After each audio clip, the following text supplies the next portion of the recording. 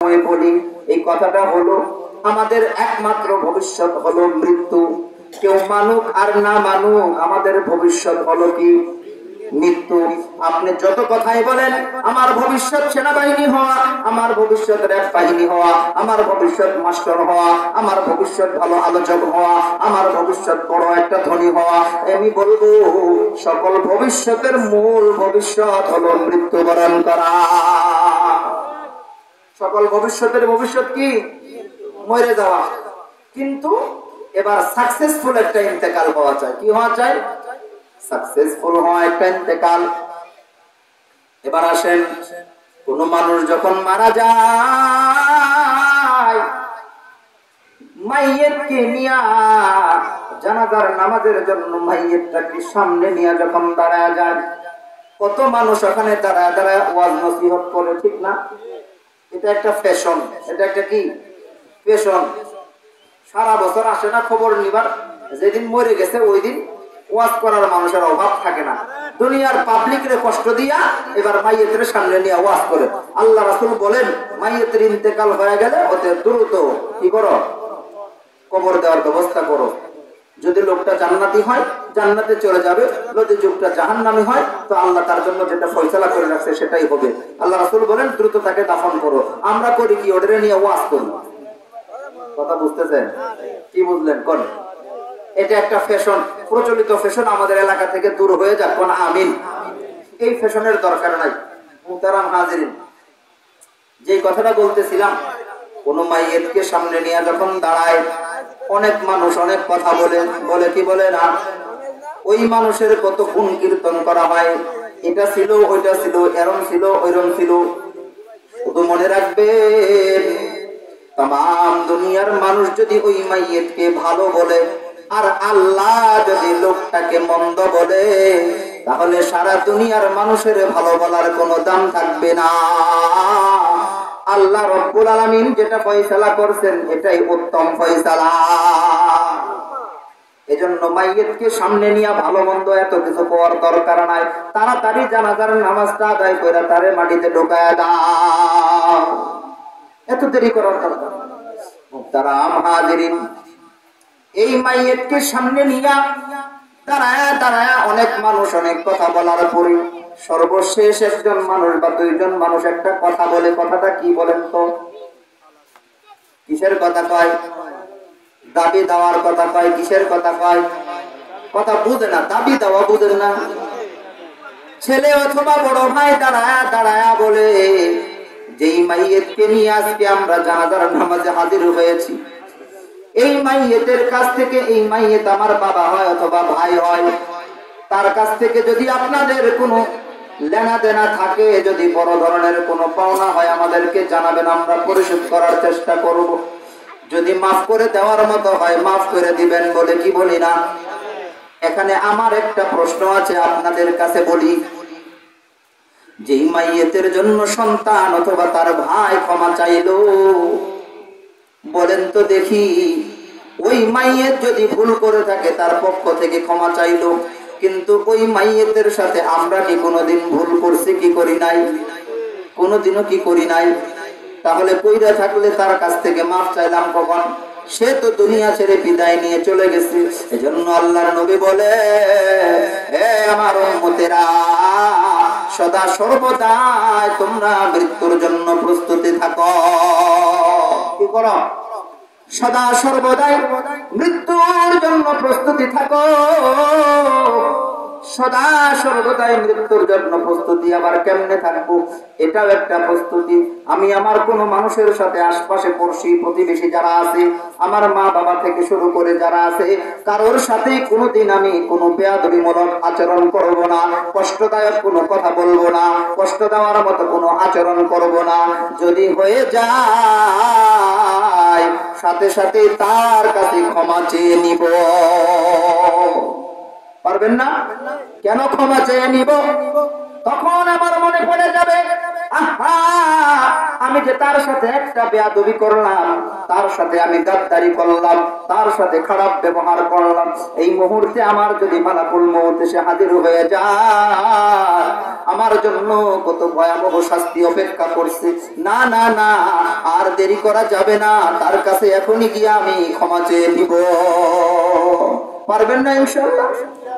আমি তো বললাম যেই মাইয়াত চলে গেছে ওই মাইয়াতের কাছে তো আর আমরা মাফ চাইতে পারলাম না। ভুল তো করছি, করি নাই? কি বলেন, করি নাই?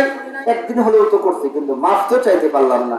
কিন্তু মাইয়াতের পক্ষ থেকে তো মাফ চাওয়া হয়েছে, আমরা তো মাফ করে দিছি। এজন্য কোন মুসলমানের ইন্তেকালের সংবাদ শুনলে সর্বপ্রথম আমাদের দায়িত্ব হলো তাকে কি করে দেওয়া? ক্ষমা করে দেওয়া। তার কোনো ভুল ভ্রান্তি আমাদের চোখে থাকলে এটা কি করে দেওয়া? ক্ষমা করে দেওয়া। ক্ষমা করা একটা মহৎ গুণ। আল্লাহ আমাদের এই গুণের অধিকারী করুক, বলি আমিন। এবার আর একটু সামনে চলি। যে ব্যক্তি আল্লাহ রাব্বুল আলামিনকে ভয় করবে, আল্লাহ রাব্বুল আলামিন তাকে সকল জায়গা থেকে বের হওয়ার নিষ্কৃতির পথ তাকে বের করে দিবেন। সুবহানাল্লাহ। আর একটু আওয়াজ দিয়ে বলা যায় না সুবহানাল্লাহ? ويجعل له مخرجا ويرزقه من حيث لا يحتسب। সরকার দো আলম আল্লাহ রাসূল সাল্লাল্লাহু আলাইহি ওয়াসাল্লাম মানুষদেরকে মৃত্যুর ব্যাপারে প্রস্তুতি নিয়ে থাকতে বলছেন। এবার আসেন আরেকটা মৃত্যুর প্রস্তুতি গ্রহণ করা, সেটা হলো কি? আল্লাহ রাব্বুল আলামিন জানায় দেয় ওয়ায়ারযুকুহু মিন হাইসু লা ইয়াহতাসিব। দুনিয়ার মানুষ শুনো রে, তোমরা যদি আমি আল্লাহ তাআলাকে ডরাও, আল্লাহ তাআলাকে ভয় করো, আল্লাহ রাব্বুল আলামিন তোমাদের জন্য আরেকটা জিনিসের ব্যবস্থা করবেন। এটা হলো মিন হাইসু লা ইয়াহতাসিব। তোমাদের জন্য এমন জায়গা থেকে রিজিকের ব্যবস্থা করে দিবেন যেটা আমরা কোনোদিন কল্পনাও করতে পারি না। সুবহানাল্লাহ। এমন জায়গা থেকে রিজিক আসবে এটা কল্পনাও করতে পারবো না। অনেক মানুষ আছে কীটনাশক ব্যবহার করে না, করলেও কম করে, মেহনত করার সময় থাকে না, বিভিন্ন তাগাদার কারণে খেতেও যাইতে পারে না। এমনও তো অনেক হয় যেই লোকটা তার খেতে বেশি পরিশ্রম করেছে আর যেই লোকটা পরিশ্রম করে নাই, যে পরিশ্রম করছে তার থেকে তার ফসল ভালো হয়েছে, হয় কি হয় না? এটা করেন কি? আরো আস্তে কোন করেন কি? বন্ধু, ওই আল্লাহ জানা যায় ওয়া মাইয়াতাওয়াক্কাল আলাল্লাহ ফাহুয়া হাসবুহু। যে ব্যক্তি রব্বুল আলামিনের উপরে তাওয়াক্কুল করবে, যে ব্যক্তি রব্বুল আলামিনের উপরে ভরসা করবে, আল্লাহ রব্বুল আলামিন তার জন্য যথেষ্ট হয়ে যায়। সুবহানাল্লাহ। স্বয়ং আল্লাহ তার জন্য যথেষ্ট হয়ে যায়। কে যথেষ্ট হয়ে যায়? কথা বলেন। আল্লাহ তার জন্য যথেষ্ট হয়ে যায়। আল্লাহ যদি কোনো বান্দার হয়ে যায়, আল্লাহ যদি কারো সাহায্যকারী হয়ে যায়, তামাম পৃথিবীর মানুষ তাকে কিছুই করতে পারবে না। আর আল্লাহর পক্ষ থেকে নুসরত যদি উঠা যায়, আর তামাম পৃথিবীর মানুষ লাগবে না, একজন মানুষও তার ক্ষতি করতে পারবে, ঠিক কিনা? এজন্য মুআজ্জাজ হাজিরিন, এবার আসেন সামনে চলি। মৃত্যুর ব্যাপারে প্রস্তুতি নেওয়া, মৃত্যুর জন্য কিছু করে যাওয়া। কি করা? মৃত্যুর জন্য কিছু করে যাওয়া। দুনিয়ার জমিনে আসলাম, খাইলাম আর ঘুরলাম আর ফিরলাম আর চলে গেলাম। রব্বুল আলামিন এর জন্য দুনিয়ার জমিনে পাঠায় নাই। প্রত্যেকটা মানুষ কিয়ামতের দিন আফসোস করবে। আহারে, কত মানুষ নিজের হস্তদ্বয়ের উপরে কামড়াবে আর বলবে ইয়া লাইতানি ইত্তাখাযতু মা'আর রাসূলি সাবিলা, ইয়া ওয়াইলাতা লাইতানি লাম আত্তাখিয ফুলানান খলিলা। আফসোস করবে। ইয়াউমা ইয়ানজুরুল মার'উ মা কদ্দামাত ইয়াদাহু ওয়া ইয়াকুলুল কাফির ইয়া লাইতানি কুনতু তুরাবা। কাফেররা সেদিন আফসোস করে বলবে আহারে, যদি মাটির সাথে মিশে যাইতাম। এই ধরনের আফসোস এক প্রকার জালেম ব্যক্তিরা আফসোস করবে। জালেম কারা? নিজেরাও তো জালেম হতে পারি, নফসের উপরে জুলুম করেছি, জালেম হয়ে গেছি। বন্ধু, লম্বা কথা সেদিকে যাব না, আমি শুধুমাত্র বলে যেতে চাই মৃত্যুর জন্য কতটা প্রস্তুত আছি, এই প্রস্তুতি গ্রহণ করাটা কতটা সময়ের দাবি, এই ব্যাপারটা নিয়ে সামনে যাচ্ছি। আল্লাহ বলেন ওয়া আনফিকু মিম্মা রাযাকনাকুম মিন ক্বাবল আইয়াতিয়া আহাদাকুমুল মাউত। বন্ধু, আল্লাহ রাব্বুল আলামিন জানা দেয় তোমাদেরকে যে সকল সম্পদ দেওয়া হয়েছে, এই সকল সম্পদ থেকে, এই সকল রিজিক থেকে তোমরা আল্লাহর রাস্তায় খরচ করো। কার রাস্তায় খরচ করো? মরার পরে না মরার আগে? আইয়াতিয়া আহাদাকুমুল মাউত ফায়াকুল রাব্বি লাউলা আখখারতানি ইলা আজালিন করিব। একটা রহস্য বলি, একটা রহস্য। একটা বাড়িতে ভাত রান্না করা হয়, বাড়িতে যদি বাচ্চা সহ 5 জন সদস্য থাকে, কয়টা পাতিলে ভাত রান্না করে?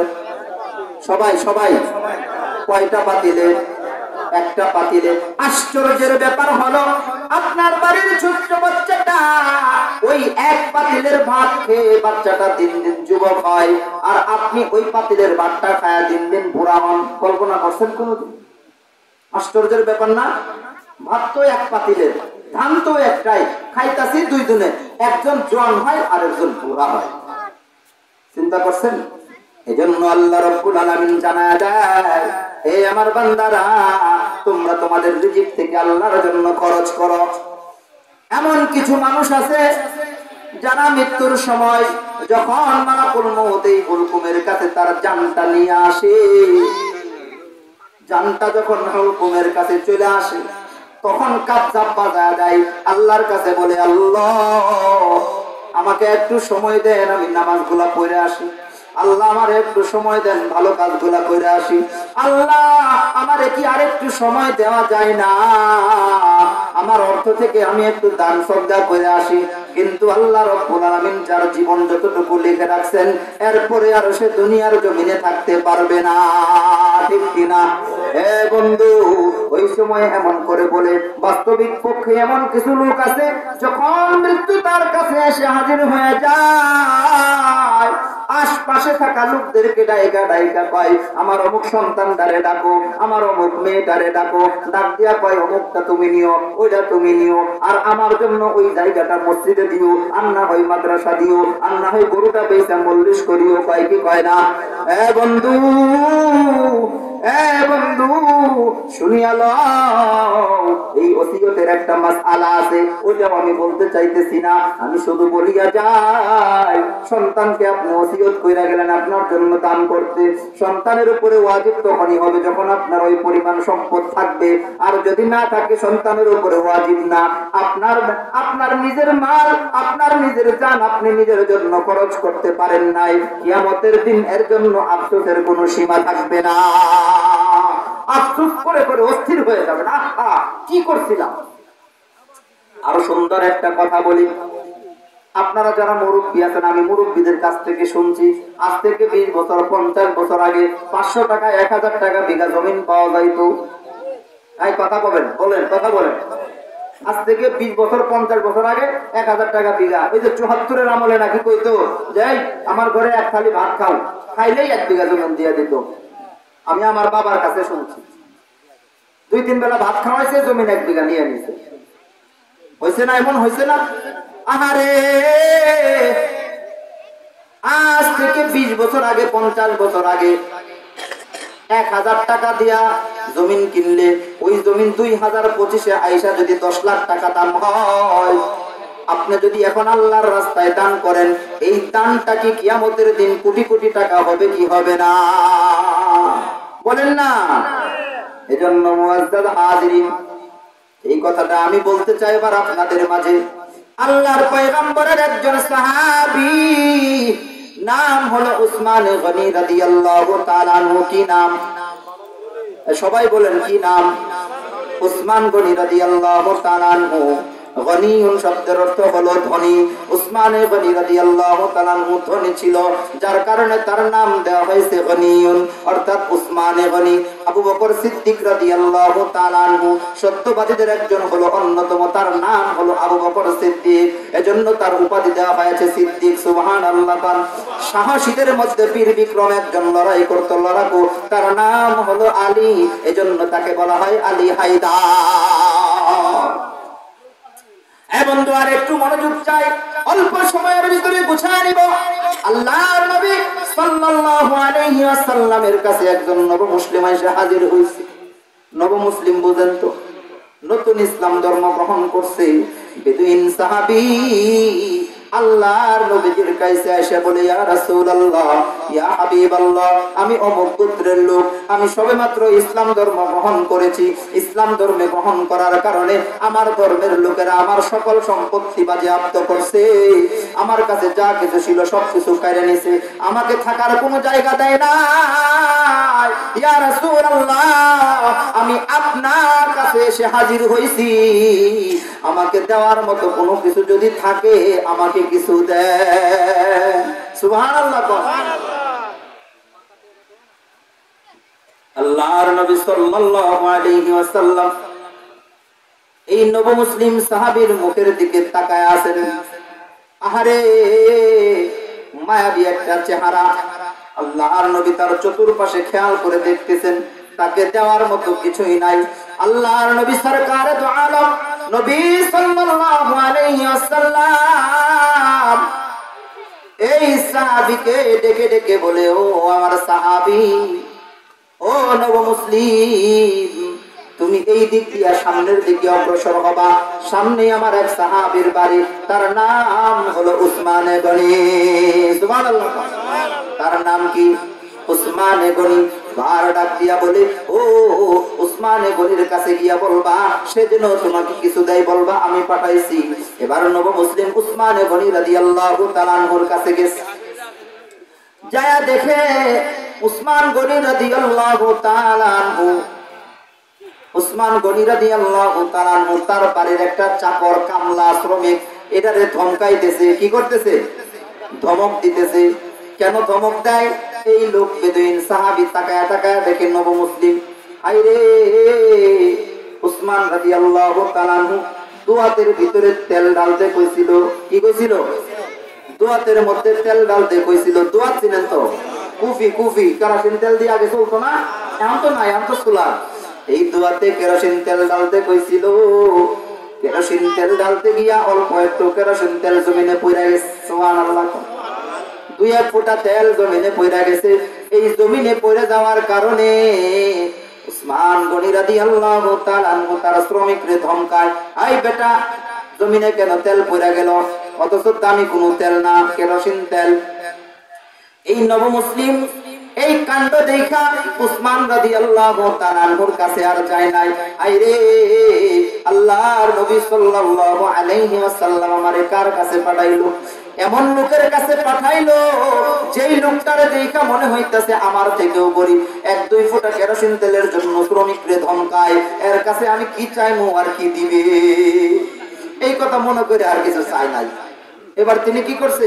আবার ব্যাক করছে, রাসূলের কাছে গেছে। আল্লাহর নবী সাল্লাল্লাহু আলাইহি ওয়াসাল্লাম বলেন, ও নব মুসলিম, বলো আমার উসমান তোমাকে কি দিয়েছে? আল্লাহর নবীকে বলে, ইয়া রাসূলুল্লাহ, ইয়া হাবিবাল্লাহ, আপনি এমন একজন লোকের কাছে আমাকে পাঠাইছেন, সে তো নিজেই দরিদ্র, আমারে আবার কি দিবে? কি কয়? সে তো নিজেই দরিদ্র, আমারে আবার কি দিবে? আল্লাহর নবী কয়, তোমারে পাঠাইলাম কি কারণে, আর তুমি করলা কি? আল্লাহর নবী সাল্লাল্লাহু আলাইহি ওয়াসাল্লাম তাকে পুনরায় পাঠায় দিয়েছেন দ্বিতীয়বার। এবার দ্বিতীয়বার যায়, এবার আরেক আশ্চর্যজনক ঘটনা দেখছি। শিমুল গাছ চিনেন তো আপনারা? শিমুল গাছের তুলা যখন ওই গুড়িটা ফাইটে যায়, তুলাগুলা কিন্তু বাতাসে উইরা উইরা যায়, ঠিক না?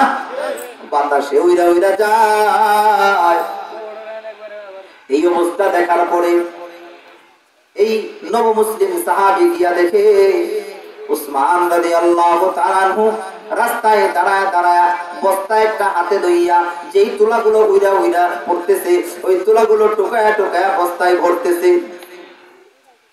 এই নব মুসলিম চিন্তা করতেছে, হায় রে, একবার এসে দেখলাম এক দুই ফোঁটা কেরোসিনের কারণে শ্রমিককে ধমকায়, এইবার এসে দেখি এই লোকটা রাস্তার মধ্য থেকে তোলা টোকায়া টোকায়া জমি এই বস্তার ভিতরে ভরে। এই লোকটা তো আরো গরিব মানুষ, আমি কেমনে লোকটার কাছে কি চাইমু? এবারও তিনি আর কিছু চাই নাই, আল্লাহর নবীর কাছে ঘুরে গেছে। নবী সাল্লাল্লাহু আলাইহি ওয়াসাল্লামের কাছে ঘটনা কইরা বলছে, আমি সংক্ষেপে যাচ্ছি।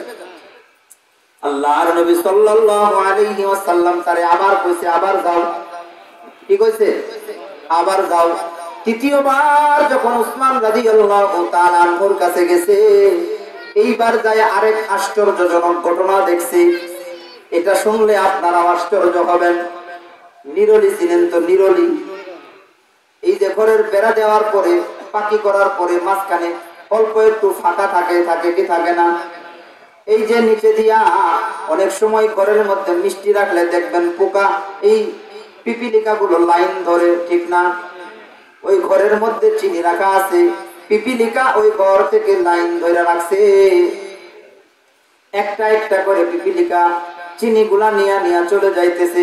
বলেন তো দেখি, একটা পিপিলিকা কি এক বস্তা চিনি মাথায় নিতে পারবো? কয়টা চিনি? একটা মাত্র চিনির দানা সে নিয়ে যায়।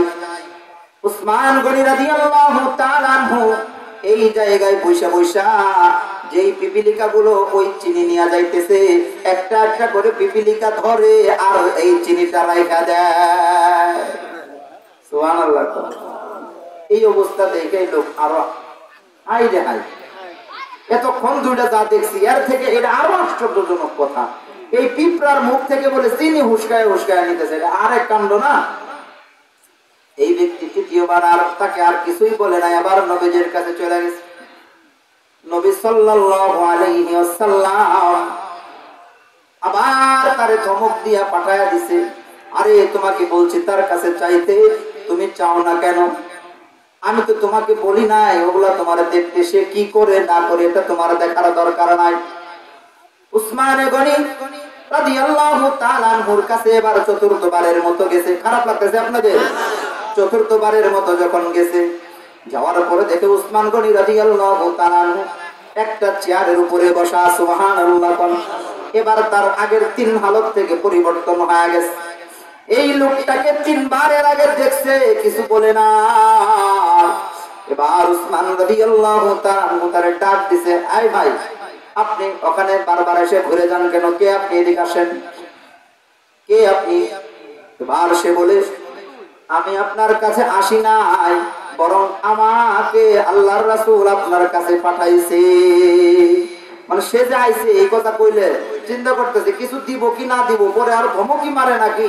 গরিব মানুষ, এজন্য সে কি কয়, আমি আসি নাই, আমার আল্লাহ রাসূল পাঠাইছে। মানে আসার আগে যাওয়ার রাস্তা বের করতেছে। এবার উসমান রাদিয়াল্লাহু তাআলা আনহু বলে, তোমার কি সমস্যা? এবার তার সমস্যাগুলো সে খুলে বলছে।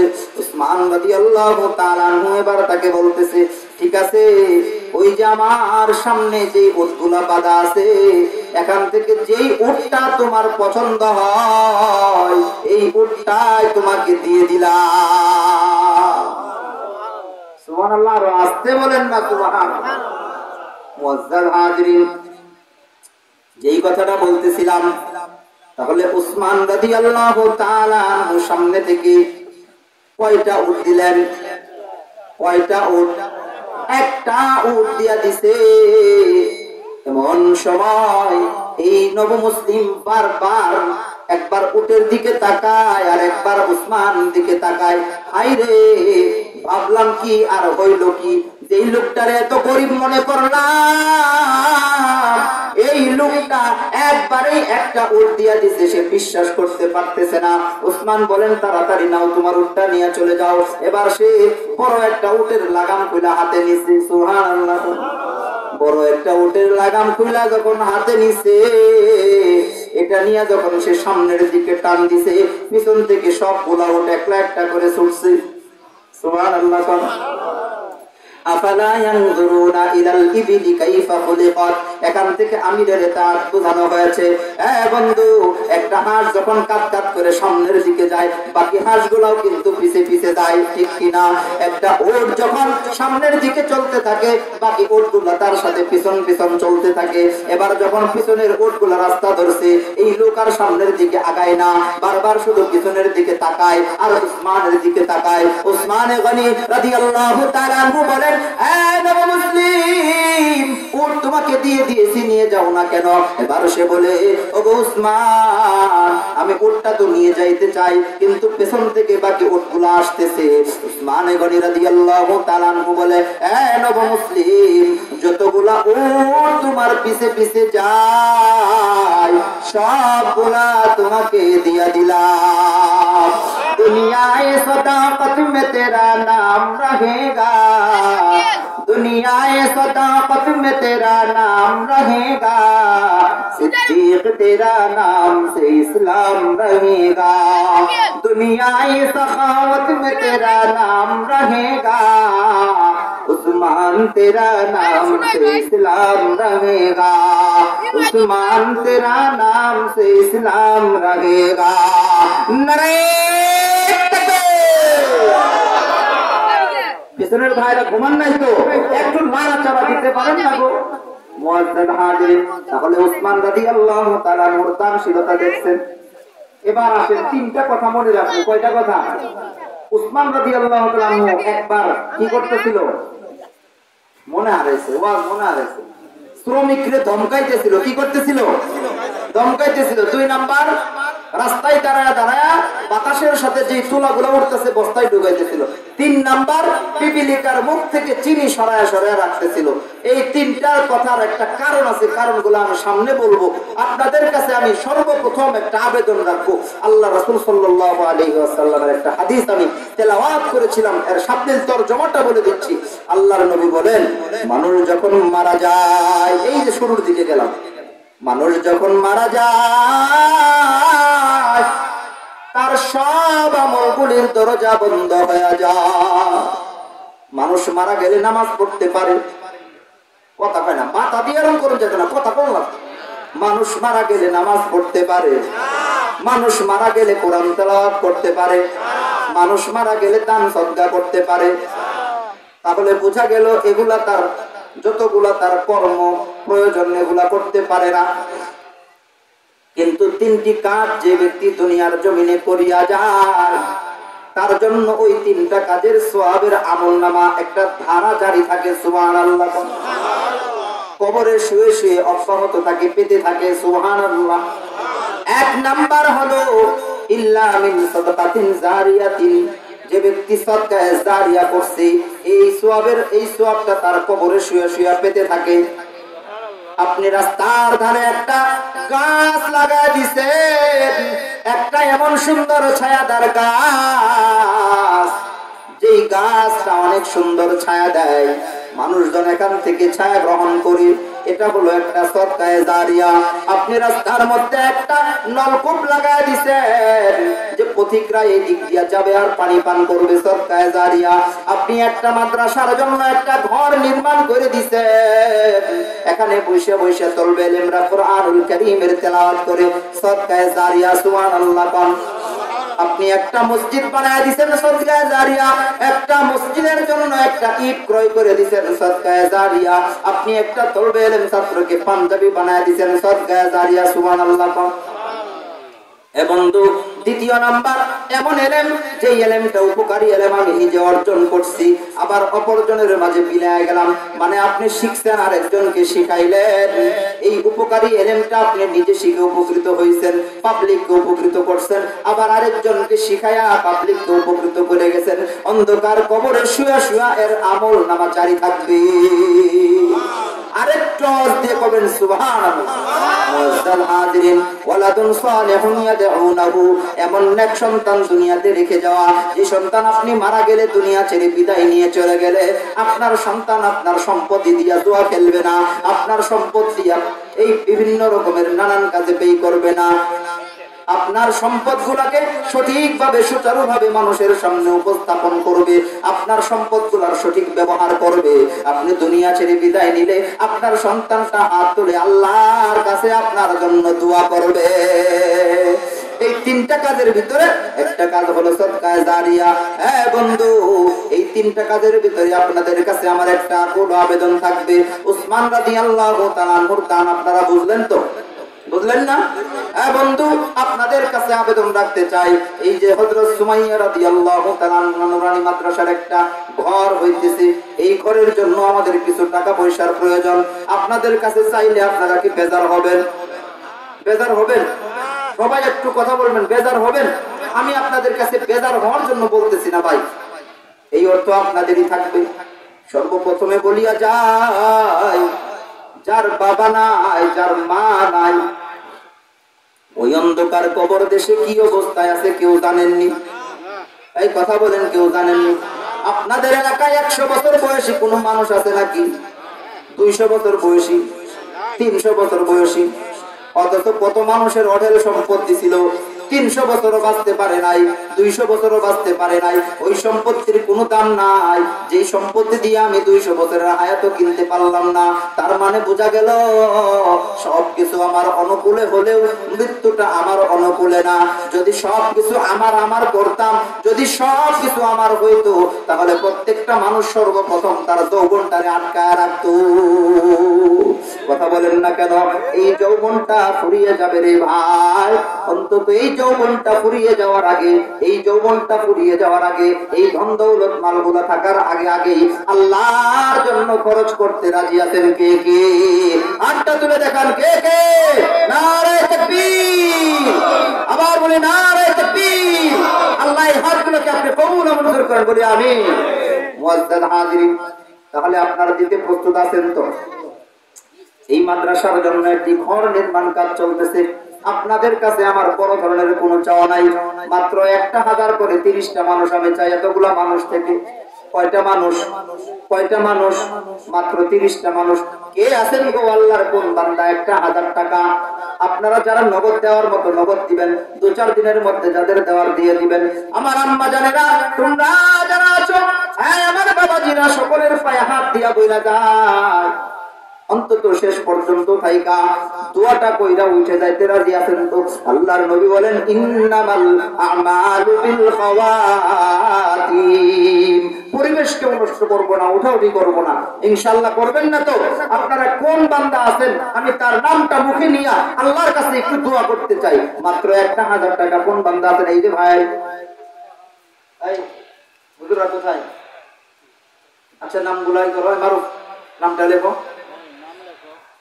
আর কোন ভাইয়ের নাম কি? মুরব্বি মোহাম্মদ আবু বকর সিদ্দিক। মাশাআল্লাহ, বলেন মাশাআল্লাহ, নারে তাকবীর। আল্লাহর এক বান্দা, নামটা কত সুন্দর। এখন তো ওয়াজ আরো মনে পড়ে যাইতেছে। আহারে, যার নামটা যত সুন্দর হবে আল্লাহ রাব্বুল আলামিন তার নাম ধইরা তাকে জান্নাতের বাসিন্দা হিসেবে ডাকবে। সুবহানাল্লাহ। জান্নাতীদেরকে যখন জান্নাতি নাম ধইরা ডাক দিবে, আল্লাহ যত আবু বকর আছে সব আবু বকর গিয়া দাঁড়ায়া যাবে। সুবহানাল্লাহ। এজন্য নামের একটা তাসির আছে। আল্লাহ আপনার বান্দা আবু বকর সিদ্দিক মুরব্বি বাবাজি হয়ে গেছে গো আল্লাহ, 1000 টাকার একটা নাম লেখাইছে, তার নামকে আপনি কবুল করেন, কোন আমিন। সবাই কোন আমিন। জানে মানে বরকত দান করেন আল্লাহ, তার দানকে আপনি কবুল ও মঞ্জুর করেন। সকল প্রকার বিপদ আপদ মুসিবত থেকে আপনি হেফাজত করেন, কোন আমিন। আর কোন বান্দা আছেন কোন নামটা লেখাবেন? আমার কোন মা আছে গো?